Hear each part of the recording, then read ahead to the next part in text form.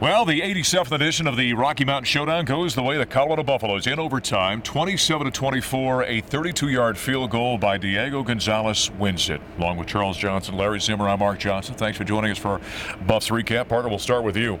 Put this one in context for us. Can this be a transformational win, do you think, for the Buffaloes? I think it very well could be, Mark. And the interesting thing, I thought Coach McIntyre said it best. This is a game that last year we would have probably lost. You know, they were behind 14-0. They battled back, 17 unanswered points. CSU comes back, ties it up. Colorado gets the big interception from Olabode for a touchdown. CSU comes back, ties it up, and they go into overtime, and the Buffaloes made a big play in blocking a field goal, and then they win it. Yeah, so many big plays in this one. And CJ, go back to your playing days. You know, we always hear coaches talk about playmakers. All right, you had Olabode with the interception return for a touchdown. Tedrick Thompson gets the blocked field goal. Cepho made a big throw at the end of regulation. Diego Gonzalez comes back and kicks the game-winning field goals. Are we seeing a culture change here? I think you are. And, you know, there's so much emphasis on coaches, and coaches come and go. But at the end of the day, players make plays, and that's what we witnessed tonight.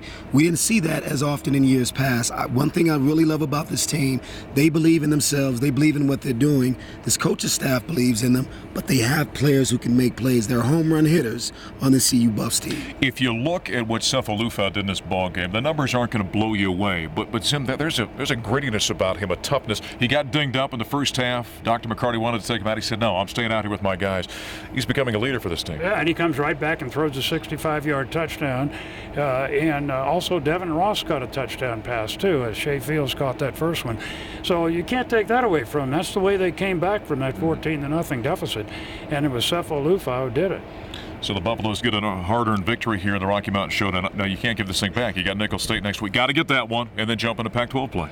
Are you telling me that you're concerned about this Nicholls State team coming into Boulder? Is that what you're saying? I'm just saying do what you're supposed to. Take care of business, right? I'll tell you what, and again, this team has shown signs of maturity. After a tough loss against Hawaii on the road, came back against the Minutemen, did exactly what they were supposed to do. In this game, one that was in the balance from the time it started, showed a great deal of maturity in beating this good Colorado State football team. I have no doubt that they'll be ready to take on whoever. The Colonels. Is that who they are this Colonels, week? Yeah. The Nicholls State Colonels. Mark, you know, the other thing, the coaches have to be so satisfied. They set out in the offseason to do a couple of things: get stronger, finish the game stronger, and get more turnovers and don't turn over the ball. And they got 2 interceptions tonight.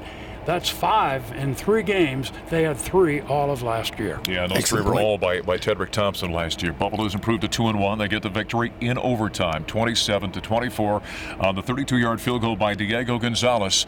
And now take on the Colonels of Nicholls State next week at Folsom Field. It's an early game, 11:30 the kickoff, by the way. We'll hit the air at 9 on 850 KOA and our network affiliates. For Charles Johnson, Larry Zimmer, I'm Mark Johnson. It's a happy Buffs recap. Colorado wins the Rocky Mountain Showdown in overtime, 27-24. Over CSU. Thanks for joining us on our Buffs recap here at 850KOA.com and CUBuffs.com.